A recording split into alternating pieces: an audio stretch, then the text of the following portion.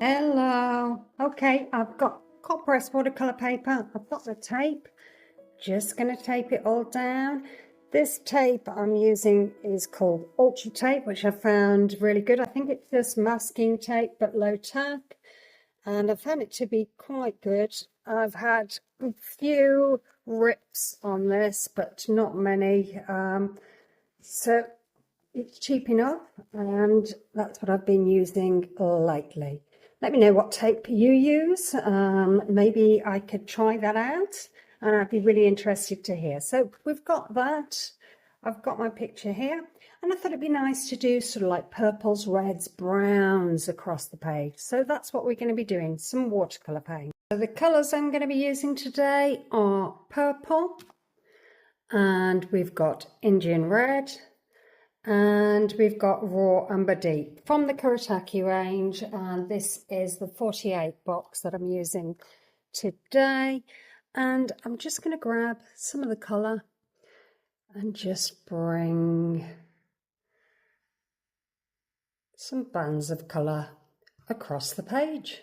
I'm just going to go with the flow, whatever I think would look good. Just want to make sure that I've covered all of that. Washing my brush out, going for the Indian red, and I'm going to leave a bit of a gap because I don't want any merging, and I can do some patterns in between, so I thought that'd be quite nice to do. So I'm just following this shape here and following that shape there, so leaving a little bit of a gap. And then I've got the purple, again following the lines that we've already got. Here's going to be a little bit difficult, but let me see how I can navigate that. Maybe I'll have to merge those colours there. Sort of like a round kind of shape here, and then come around there. So I think this page is dry. I've got some Winsor & Newton ink.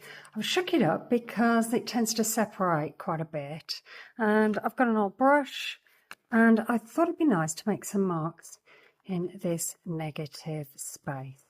So just grabbing this, and I'm just going to do some lines across, joining these lovely little paint marks together with these lines. So I've got the camera quite close because I thought you might want to see how this gold ink sort of fizzles. Just going to move it slightly across, and I don't know whether you can see that, but it's fizzling lovely on that page. Adding some more lines here, joining them up, those lovely bits of colour. Not quite sure what I'm going to do here. Let's just do some bigger lines. Let's have a look, see how that looks. Yeah, that doesn't look too bad. Bring it round here. Doing up here. I've got to be careful now not to get my hands in this ink. Sometimes I forget where I've painted and turn the page around, and there it goes. I've got my palm in the paint or in the ink, and it smudges all the lovely work that I've done. So I'm trying to be mindful, though I get so lost in the moment doing this that I forget. So easy to forget when you're having lovely arty fun. Mesmerised by this gold ink, the way it's fizzling away. Thought it'd be nice to sort of join these up round. Do sort of these round kind of marks on the paint, just to sort of edge it a little bit. Dragging it round. And bringing it around there. This neatens up all of those edges of the paint, the ink that you've just put down. So we're just having a nice time, enjoying what we're doing, and just playing with the tools that we've got. If you haven't got gold ink, use something else.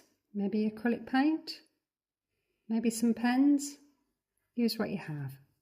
Okay, so I've got this lovely plummy colour, plummy acrylic paint, and I thought it'd be nice to add some little lines with this paint.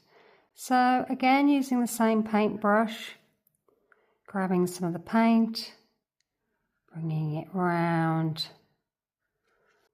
So I think I might add some lines coming from here. Do a similar kind of pattern as we've done in the gold. So if I add the lines here, then I can bring my line down to follow this. Bring it down. Add some more paint on. So we're going to continue doing this, sort of mirroring what we've already done with the gold and just layering over the top of that watercolour paint. And when that's all nice and dry, I've got a squeegee bottle and we're just going to squeegee some nice little shapes over the page.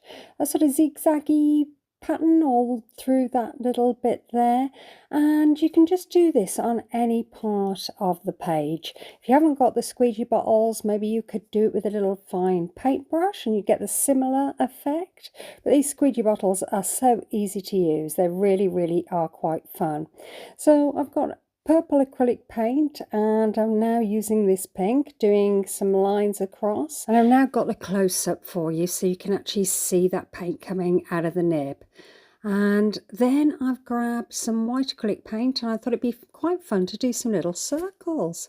So I'm just being a bit, ad hoc wherever I want to put them, really, not really thinking about it, just getting them down just because I enjoy using these bottles. So it can be a little bit addictive doing this. You just think, oh, where's the next space? Where can I fill? It's just really fun to do. So I'm just adding some little dots of the pink paint just along that gold ink that we've already put down, and that is really fun. I really like doing that, watching the paint come out, and it all looks a bit 3D. When you look at it from the side, it looks all sort of like lumpy and bumpy where all of that acrylic paint is. Really nice to look at. I think you can see here where it's all raised and how nice that looks. So let me know in the comments, do you like that kind of look? Is this something you're going to do? Let me know. It is really fun, so I'd love to hear how your experience is. So I'm just going to bring it up to the camera so you can see the lovely detail, and I've really enjoyed doing this. So I hope you get to try, I hope you subscribe, and I really hope you leave me a comment. I just love hearing from you, what you're up to, what you think of this. Is there any improvements, anything you want to see? Just let me know. Okay then, have a great day. Bye.